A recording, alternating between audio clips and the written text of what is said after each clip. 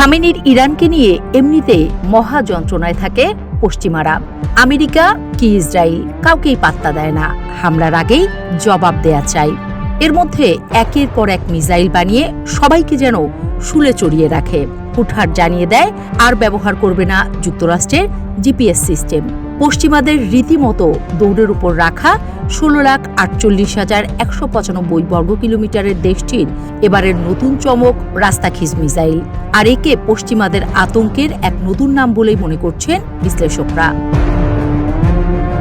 সামরিক বিশ্লেষকদের মতে পারমাণবিক আঘাত আর ইলেকট্রোম্যাগনেটিক পালস, এই দুই ভয়ঙ্কর শক্তির মিশেল এই রাস্তাখিজ।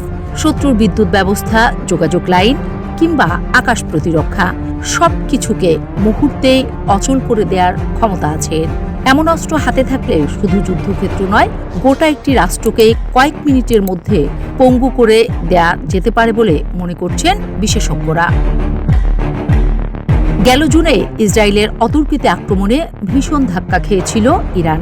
উচ্চ পদস্থ অফিসারদের হারানো, সেনাঘাঁটি ধ্বংস, পারমাণবিক স্থাপনায় আগুন, সব মিলিয়ে দৃশ্য ছিল ভয়াবহ। তবুও আশ্চর্যজনকভাবে ইরানের ক্ষেপণাস্ত্র ভাণ্ডার অক্ষতই থেকে যায়। এরই মধ্যে তৈরি হলো রাস্তাখিজের মতো গেম চেঞ্জার। ইরান শুধু অস্ত্র বানাচ্ছে না, প্রতিটি ঘোষণার মধ্য দিয়ে পশ্চিমাদের কাঁপিয়ে তুলছে। কখনো বলছে তারা জিপিএস ছাড়াই চলবে, কখনো আবার ইএমপি ক্ষমতা নিয়ে হাজির হচ্ছে। ফলে গোটা মধ্যপ্রাচ্যের ভূরাজনীতি এখন একেবারে অগ্নিগর্ভ।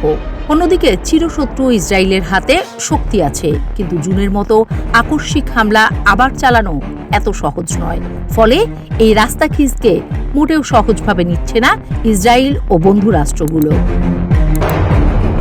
পারমাণবিক ও 14 মিটার দীর্ঘ 27 টন ওজনের দ্বৈত ওয়ারহেডের নতুন এই যুগলবন্দি যেন এক প্রকার হুঁশিয়ারি, যা পুরো অঞ্চলের সামরিক সমীকরণ পাল্টে দিতে পারে যে কোনো সময়।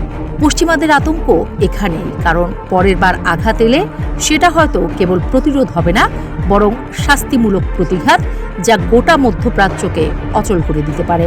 আর এজন্যই হয়তো গত 12ই আগস্ট দক্ষিণ আফ্রিকার সেনাপ্রধানের সাথে বৈঠকে ইরানি সেনাপ্রধান মেজর জেনারেল সাইয়েদ আব্দুর রহিম মুসাভের ঘোষণা ছিল স্পষ্ট, আবার হামলা হলে এবার জবাব আসবে আরও কঠিন, আরও নির্মম।